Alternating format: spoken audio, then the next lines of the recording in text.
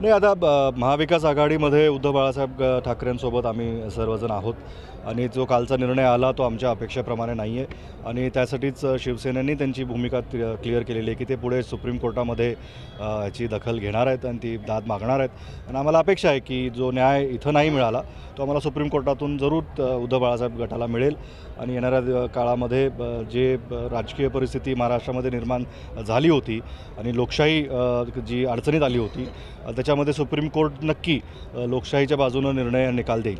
स्वायत्त निर्णय न घेता अध्यक्षांवर कुठेतरी बीजेपीच्या दबावामुळे हा निर्णय अशा पद्धतीने घेतला वाटतं? नाही, असं काही मी म्हणणार नाही. अध्यक्षांनी आपापल्या अधिकारामध्ये तो निर्णय घेतला. त्यांनी पूर्णपणे त्याचं वाचन करून सांगितलेलं आहे आणि त्यांना जे काही त्यांच्यासमोर खटला होता त्याच्या पद्धतीने त्यांनी जो निर्णय घेतला आहे आणि त्याच्यावर काही कुणाचे पक्षपात किंवा टीका करावी असं आम्हाला वाटत नाही.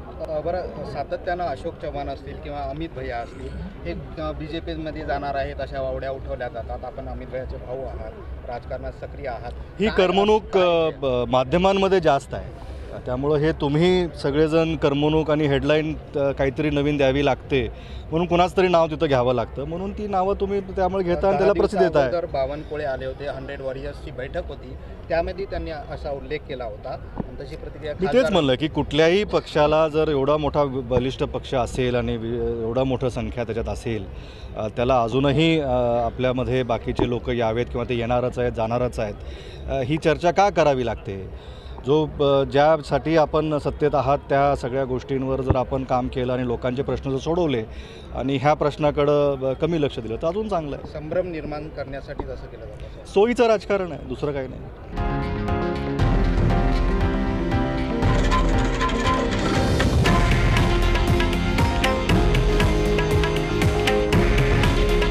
हे आहे देशातील नंबर 1 न्यूज नेटवर्क आणि आपण पाहत आहात TV9 मराठी.